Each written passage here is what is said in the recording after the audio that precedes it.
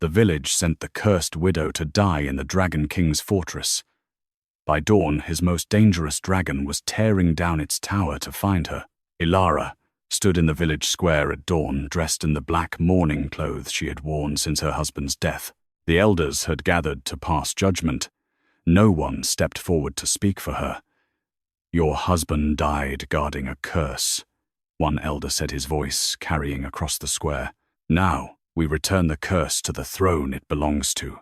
They had forced her to wear the same black veil she had worn at the funeral, the same dress, even the same rope belt her husband had once used to tie their supplies.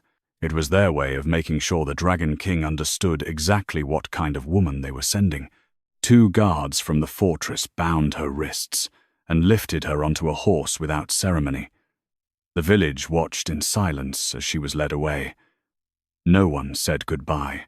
The journey took 3 days through cold mountain paths. On the 3rd evening, the black stone walls of the Dragon King's fortress rose against the cliffs like a scar. As Elara was led through the gates high above the fortress, something massive struck the inside of a locked tower. Once, then again. Every guard in the courtyard went still. They brought her before the throne room at dusk.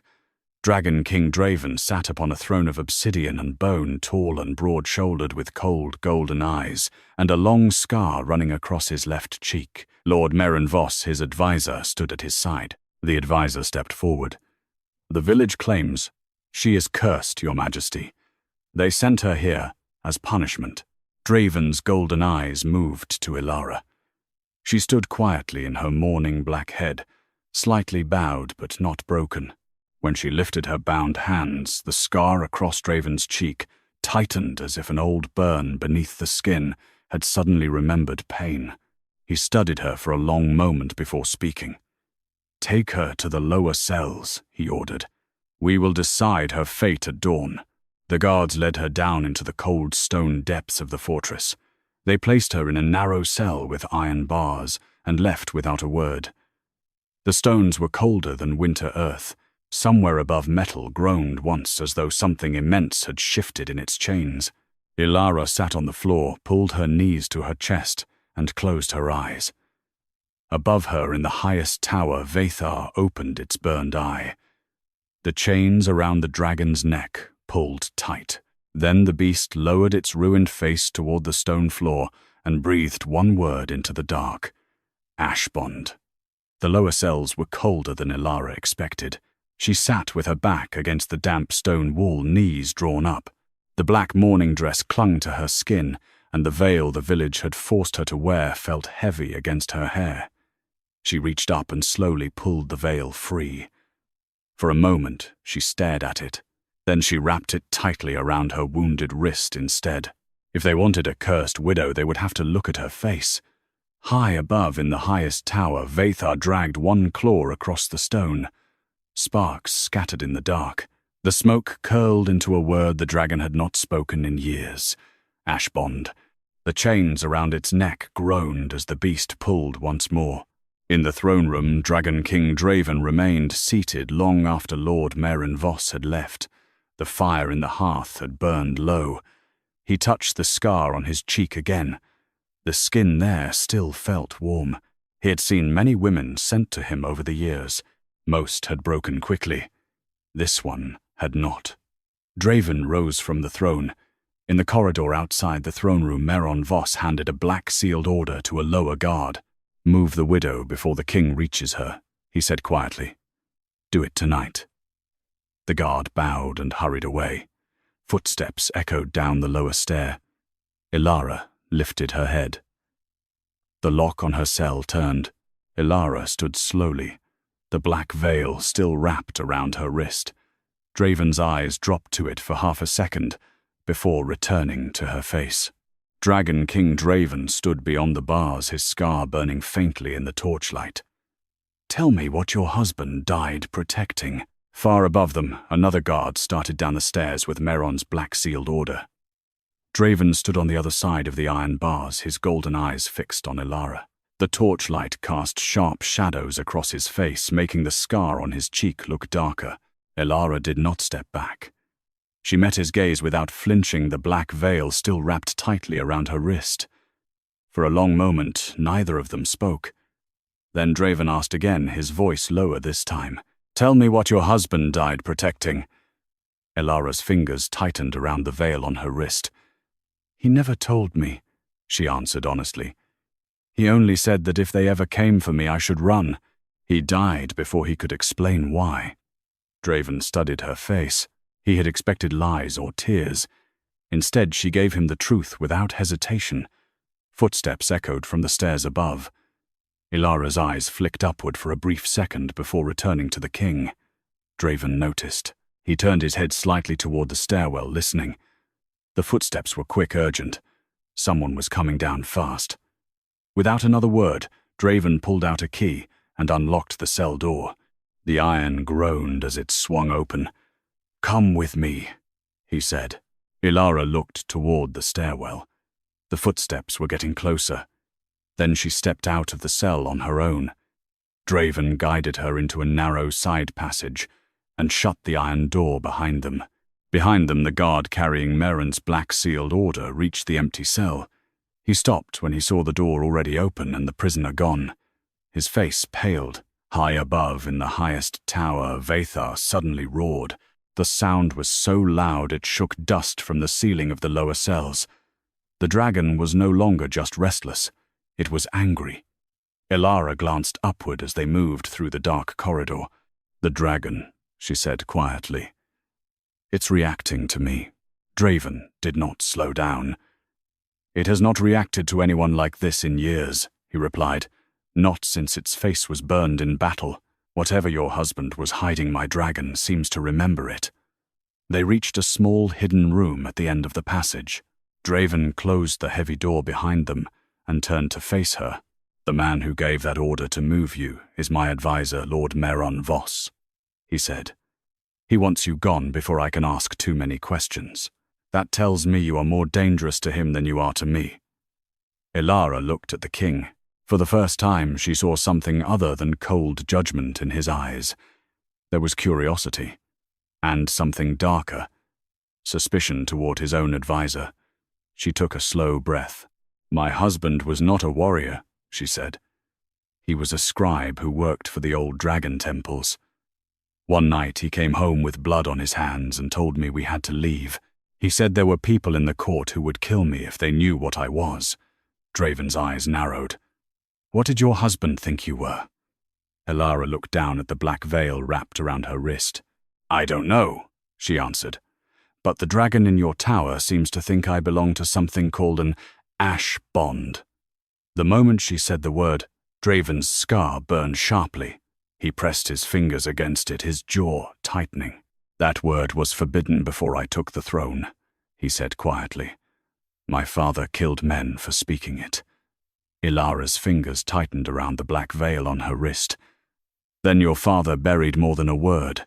A black-sealed order slid beneath the hidden door and stopped at Draven's boot. Draven looked down at it for a second, then kicked it aside. High above in the highest tower, Vathar suddenly roared again. This time the sound was followed by the sharp crack of breaking stone. Elara's eyes widened. Vathar had broken one of its chains, and the dragon was coming down. The hidden room was small and cold, lit only by a single torch. Draven stood with his back to the door, listening to the sounds outside. Heavy footsteps and muffled voices echoed through the lower levels. Merrin's men were already searching. Elara stood near the far wall, her fingers still gripping the black veil wrapped around her wrist. She could hear Vathar moving above them, the sound of claws scraping against stone chains, dragging, and the occasional low, powerful growl. The dragon was coming down, and it was not being quiet about it. Draven turned to face her. "Vathar has not left that tower in years," he said. "Not since the day its face was burned. Whatever you are to it, the bond is strong enough to break iron." Elara looked at him. "You sound like you don't want it to reach me." Draven's golden eyes were hard. "I don't know what will happen when it does. My father spent his life making sure the old bonds stayed buried. He believed they made kings weak." He stepped closer. But right now my last dragon is tearing through my own fortress to reach you. That tells me something far more dangerous than weakness is waking up. A loud crash echoed from above. Stone and metal collided. Vathar was getting closer. Elara took a slow breath. My husband used to say that some truths are buried because they are too heavy to carry in the light, she said quietly. He never told me what he was protecting, but he died trying to keep me away from this place. From you. Draven studied her face. There was no fear in her eyes now, only a quiet, steady resolve. He glanced at the black veil on her wrist again. The village made you wear that as a mark of shame, he said, but you turned it into something else. Elara looked down at the cloth. They wanted me to remain a widow forever. I decided I would not. Another crash, much closer this time. Dust fell from the ceiling of the hidden room. Vathar was only one level above them now. Draven drew his sword. "Stay behind me," he said. But before he could open the door, a low, resonant growl vibrated through the walls. It was so deep that Elara felt it in her chest. Vathar had reached their floor. The dragon's massive head appeared at the end of the corridor. Its burned face was even more terrifying up close. Scales blackened and cracked, one eye clouded from old fire. Yet when it saw Elara standing behind Draven, the dragon's posture changed. It lowered its head. The movement was slow, almost reverent. Draven's grip on his sword tightened, but he did not raise it. Vathar's golden eye focused on Elara. The dragon took one heavy step forward, then stopped. It made no move to attack. Instead, it let out a deep, rumbling sound. Not a threat, but something closer to recognition. Elara stepped out from behind Draven. The dragon watched her. Slowly, carefully, she walked toward it. Draven tensed, but did not stop her. When she was close enough, Elara reached out and placed her hand on the side of Vathar's burned face. The scales were rough and warm beneath her palm. The old burn scar on her own hand glowed faintly. Vathar closed its eyes. For a moment, the entire lower level fell silent. Then the dragon spoke again, its voice like grinding stone and distant thunder. "Ashbond." The word was clearer this time. Draven's scar burned sharply. He pressed his fingers against it, his jaw clenched. Elara looked at the dragon, then back at Draven. "It remembers me," she said, "even if I don't remember it." Before Draven could reply, footsteps and voices approached from the other end of the corridor. Merrin's men had found them. Draven turned, sword raised, but Vathar moved first. The dragon swung its massive tail, slamming it into the wall and blocking the path. Stones crashed down, sealing off the corridor. The guards on the other side shouted in surprise and began trying to clear the rubble. Vathar turned its burned face toward Draven and Elara. Its voice rumbled once more. "Protect the bond." Then the dragon began moving again, this time heading upward toward the main levels of the fortress. Draven watched it go, then looked at Elara. "We cannot stay here," he said. "Merron will not stop. And now that Vathar has broken free, the entire fortress will be in chaos." Elara nodded. She looked at her hand. The scar was still glowing faintly. "What is the ash bond?" she asked. Draven was quiet for a moment. "A promise made between dragons and certain bloodlines," he finally said. "A bond that cannot be forced, only given. My father believed it was too dangerous, that it gave too much power to those who carried it." He looked at her. "It seems Vathar has decided to give it to you." From somewhere above, Vathar roared again. This time the sound was followed by the distant clash of steel and shouting. The dragon was fighting its way through the fortress. Draven sheathed his sword. "We need to reach the upper levels before Merron can seal the fortress. If Vathar keeps tearing through everything in its path, the entire court will turn against us." Elara looked at him. "Us." Draven met her eyes. "You are no longer just a prisoner," he said. "And I am no longer just your judge." He turned toward the rubble-blocked corridor. "Come, we move now." As they began climbing the hidden stairs, Elara glanced back once at the dark corridor where Vathar had disappeared. The dragon was fighting for her, and for the first time since her husband's death, Elara felt something other than grief and fear. She felt the beginning of something ancient waking inside her, something that had been waiting a very long time. Chaos spread through the fortress like wildfire. Vathar tore through the upper corridors, its massive body smashing through iron gates and ancient stone walls. Guards scattered before the last dragon. Some tried to fight. Most simply ran. The roar of the beast echoed through every hall, a sound that had not been heard in decades. Draven and Elara moved quickly through the hidden passages, following the path of destruction. Draven led with his sword drawn, while Elara stayed close behind. The burn scar on her palm glowed brighter with every roar from Vathar. "They will try to kill the dragon," Draven said as they ran. "Merron knows that if Vathar fully awakens the old bond, his power is finished." Elara kept pace beside him. "Then we cannot let them reach it." They emerged into one of the main halls. The scene before them was one of complete disorder. Guards and soldiers lay scattered across the floor. Some were wounded. Others had simply fled. In the center of the hall stood Vathar, its obsidian scales covered in dust and blood that was not its own. The dragon's golden eyes burned with fury. Merron Voss stood on a raised balcony above, surrounded by archers with spears tipped in dark poison. "Kill the beast!" Merron shouted. "The girl has bewitched it, for the safety of the throne." Arrows flew. Vathar roared and unleashed a wave of dark flame that turned most of the arrows to ash mid-air. But a few found their mark, piercing the gaps in its scales. The dragon staggered. Elara's scar flared with sharp pain. Without thinking, she ran forward. "Stop!" she cried. The sound of her voice cut through the chaos. Vathar turned its head toward her. For a moment, the dragon's rage softened. Merron's eyes widened in disbelief.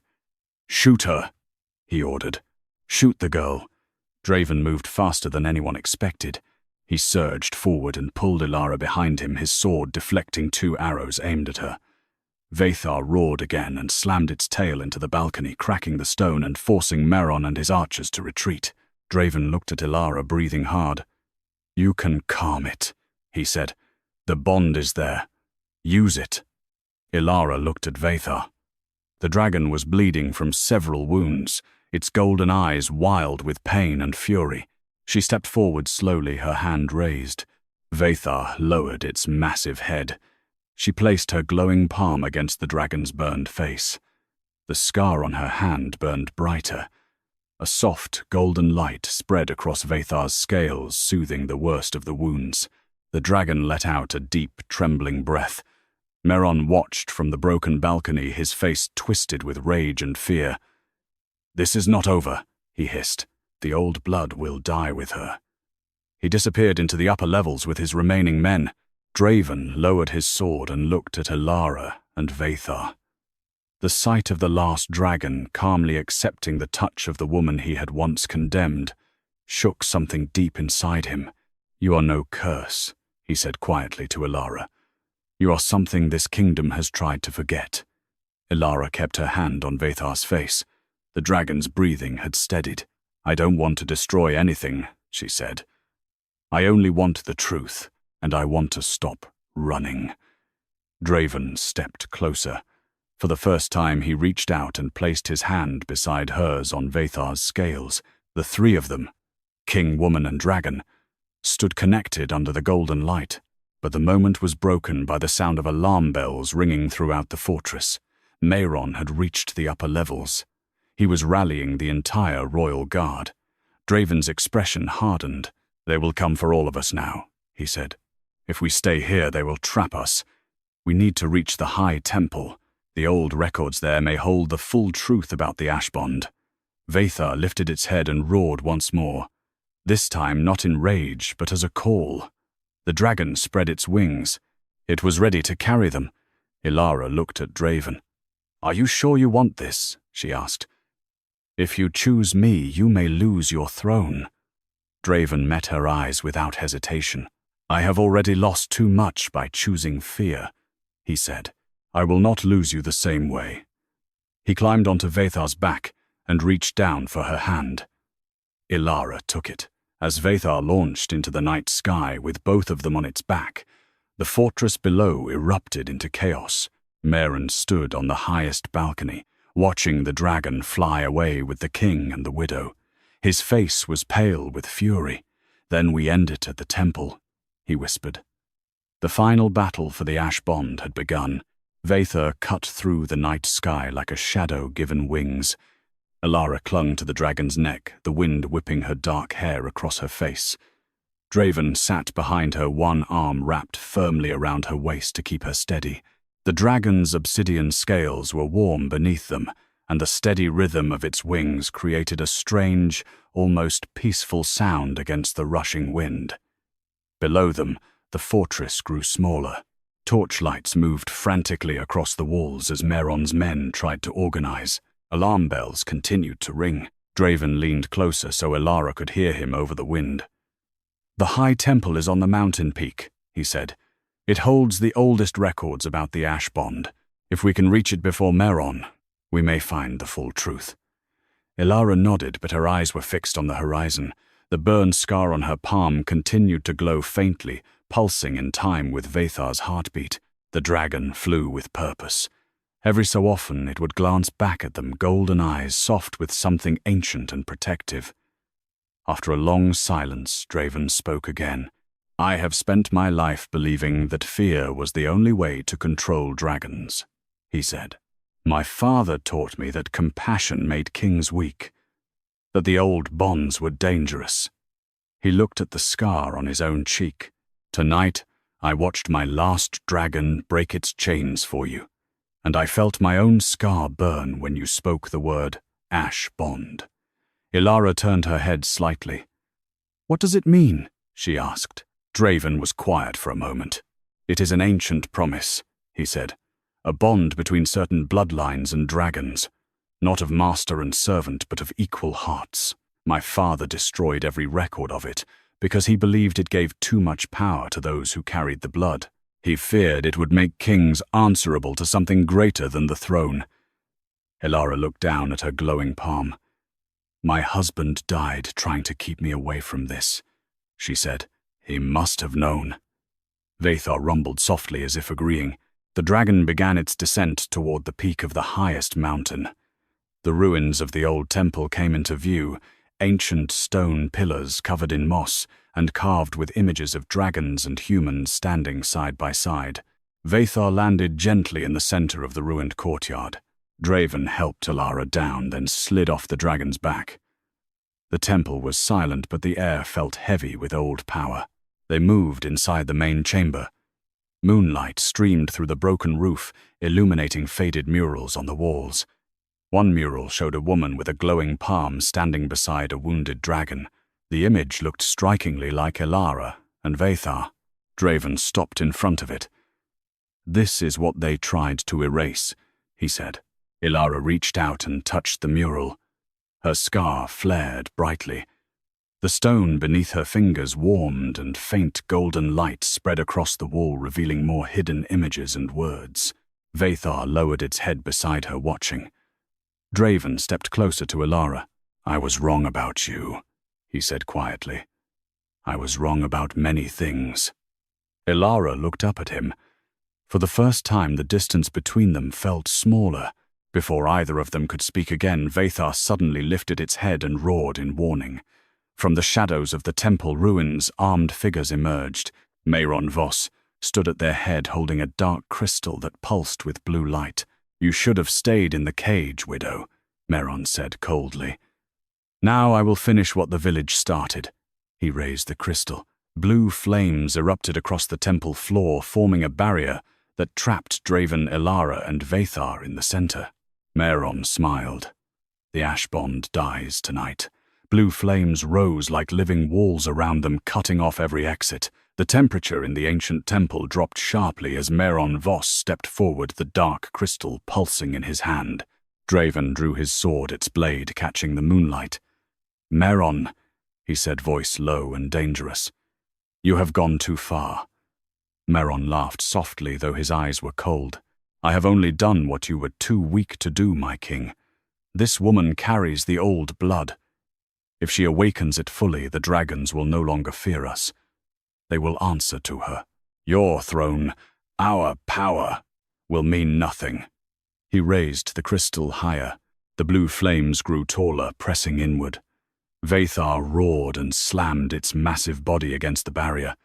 Sparks of dark magic flew, but the flames held. The dragon's golden eyes burned with fury. Elara stood between Draven and Vathar. The burned scar on her palm glowed brighter than ever, pulsing in rhythm with the dragon's heartbeat. She could feel the ancient bond trying to push back against Meron's magic. She stepped forward. You sent me here to die, she said, her voice steady despite the flames closing in.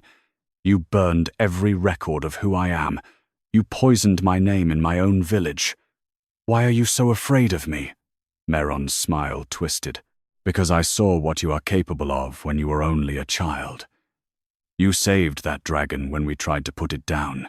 One act of foolish kindness, and now it stands ready to betray its king for you. He looked at Draven. She will destroy everything you have built. The old bond does not serve kings. It binds them. Draven's grip on his sword tightened. Then perhaps it is time kings were bound by something greater than fear, he said. He moved, suddenly slashing at the blue flames with his blade. Golden sparks flew where steel met dark magic. Vathar roared again and threw its full weight against the barrier. The flames flickered. Elara felt the scar on her palm burn hotter. Without thinking, she pressed her hand against the nearest wall of fire. Golden light exploded outward from her palm. The blue flames shattered like glass. Meron staggered back, shock clear on his face. Vathar surged forward with a triumphant roar. Its massive claws slammed into the ground in front of Meron, pinning him in place without killing him. Draven stepped forward, sword pointed at his advisor's throat. End this, he ordered. Tell the truth, all of it. Meron looked up at them, breathing hard. For the first time, real fear showed in his eyes. The old blood. It weakens kings, he gasped. Your father understood that. He burned the records. He tried to kill the last dragons who carried the true bond. I only continued his work. He looked at Elara. Your husband knew. He stole the records and hid you. He died to keep you from us. Elara's breath caught. Draven pressed the sword closer. Enough, he said. You will confess before the entire court, and you will answer for every lie, every burned record, every attempt on her life. Vathar growled, its golden eyes fixed on Meron. The advisor finally lowered his head in defeat. As the last of the blue flames died, golden light from Elara's scar spread across the temple floor. The ancient murals on the walls began to glow, revealing images of dragons and humans standing together, not as master and servant, but as equals. Draven looked at Elara. His expression had changed. The cold distance was gone. In its place was something deeper, respect, protectiveness, and the beginning of a bond he could no longer deny. You are not a curse, he said quietly. You are the beginning of something this kingdom has needed for a very long time. Elara met his eyes. And you, she asked. Are you ready to rule without fear? Draven was silent for a long moment. Then he reached out and gently took her hand, the one with the glowing scar. I am ready to try, he said. Vathar lowered its head beside them, its burned face peaceful for the first time in years. But in the distance from the direction of the fortress, new alarm bells began to ring. Meron's allies had not given up. The final confrontation was still coming. The high temple trembled as Meron's remaining forces poured in from the mountain paths. Draven stood with his sword drawn, Elara beside him, and Vathar looming behind them like a living mountain of obsidian and gold. The blue flames had died, but the air still carried the bitter scent of dark magic. Meron Voss rose from where Vathar had pinned him. Blood trickled from a cut on his forehead, but his eyes burned with desperate hatred. You think this ends with me, he snarled. The old blood is poison. If she awakens fully, the dragons will no longer serve the throne. They will serve her. And you will be nothing. He raised his hand. From the shadows of the temple ruins, dozens of archers and guards loyal to him emerged, their weapons glowing with the same poisonous blue light. Draven stepped in front of Elara. "This ends tonight, Meron," he said. "Your betrayal, your lies, all of it." Vathar roared and unleashed a wave of dark flame that forced many of the attackers to retreat. But Meron had prepared well. Several spears tipped with dark crystal flew toward the dragon. One struck deep into Vathar's shoulder. The dragon staggered with a pained roar. Elara felt the pain as if it were her own. The scar on her palm flared violently. She ran forward, ignoring Draven's shout. "Stop!" she cried. Her voice carried power she did not yet understand. Golden light burst from her palm and spread across the temple floor. The blue flames on the attackers' weapons flickered and died. Several men dropped their spears as if burned. Meron's face twisted in horror. "No, you cannot." Elara stood before the last dragon, her hand pressed against the wound on its shoulder. Golden light flowed from her into Vathar. The spear dissolved into ash, and the wound began to close. Vathar lowered its head to her, its golden eyes filled with ancient gratitude. Draven watched the scene with awe and something deeper, a realization that shook the foundation of everything he had been taught. Meron saw his chance. He lunged forward with a hidden dagger aimed at Elara's back. Draven moved faster than thought. He slammed into Meron, driving his sword through the advisor's shoulder and pinning him to the stone floor. Meron gasped blood, spilling from his mouth. "You chose her over the throne." Draven looked down at him with cold finality. "I chose truth." He pulled the sword free. Meron collapsed, his eyes wide with disbelief as life left him.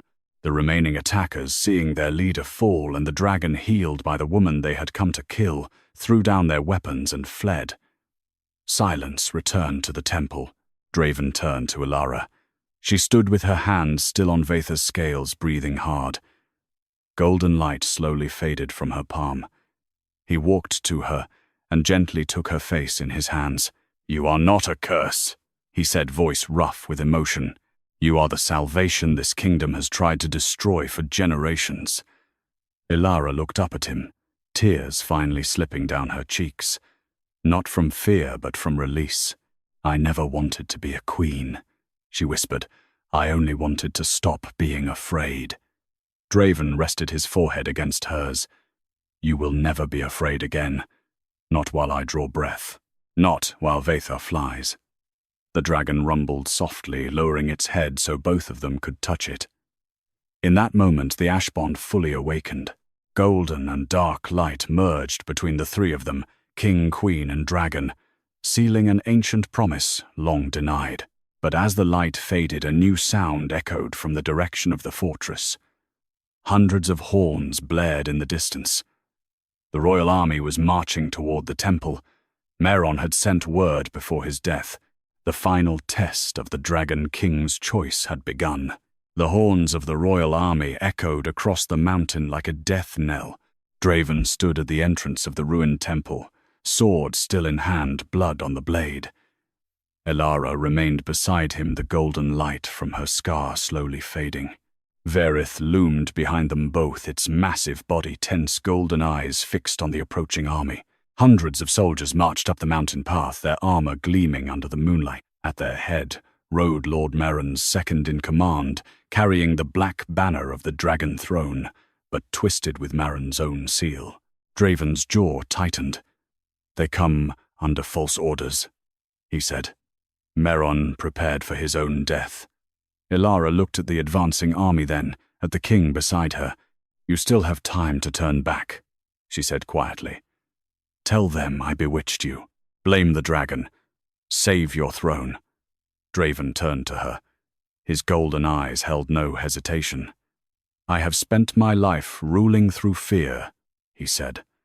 "Tonight I choose something else." He took her hand, the one with the glowing scar, and walked forward with her into the open courtyard of the temple ruins. Verith followed its wings, half spread, casting a massive shadow over them both. The army stopped at the edge of the temple grounds. The commander raised his hand, and the soldiers formed ranks, spears and bows ready. Draven's voice rang out, clear and commanding.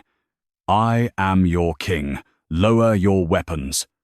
The commander hesitated, then shouted back. "Lord Merrin sent word that the widow has bewitched you and turned the last dragon against the throne. We are ordered to bring her back in chains, or kill her if she resists." Draven stepped forward, still holding Elara's hand. "Merrin is dead," he declared. "He betrayed the crown. He forged records. He tried to erase the true lunar bloodline. This woman is no criminal. She is the last heir of the ancient bond." A ripple of shock went through the soldiers. Elara felt the scar on her palm burn hotter. She stepped forward, releasing Draven's hand, and raised her glowing palm toward the army. Verith lowered its massive head beside her. Golden light burst from her scar and spread outward like dawn breaking across the mountain. The soldiers lowered their weapons one by one. Some dropped to their knees. Others stared in awe as the ancient bond awakened before their eyes. The commander's face paled. Draven raised his voice again. "I choose her," he said. "Not as a king claiming a prize, but as a man who has learned that true power does not come from fear. Elara is my queen, my mate, and the one my last dragon has chosen to protect." He knelt before her in front of the entire army. The soldiers, seeing their king on his knees before the woman the dragon protected, slowly followed suit. One by one they knelt.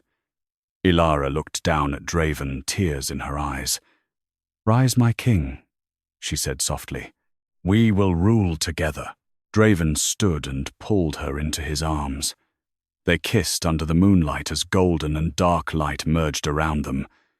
Verith lifted its head and roared, a sound of triumph that rolled across the mountains. The army answered with raised spears and cheers. The old ways had ended. The ash bond had awakened, and the Dragon King had chosen his queen before the entire kingdom. The Dragon Kingdom had never seen a dawn like this. Golden light spilled over the mountains as Elara stood beside Dragon King Draven on the highest balcony of the fortress.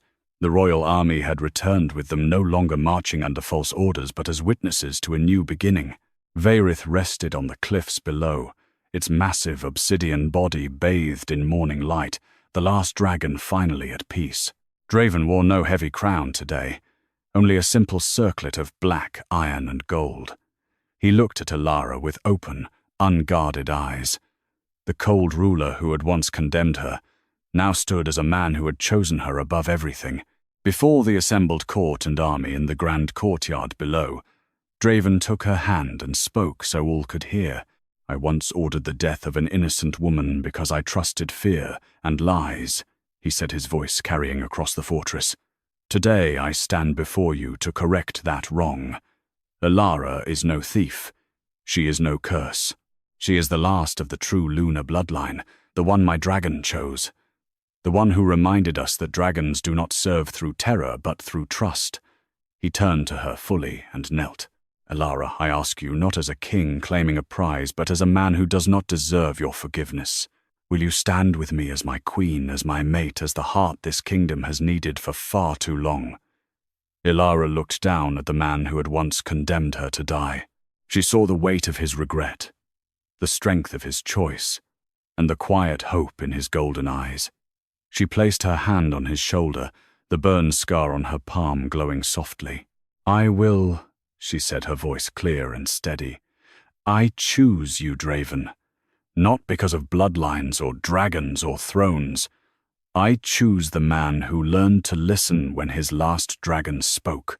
I choose the king who chose truth over fear." Draven rose and pulled her into his arms.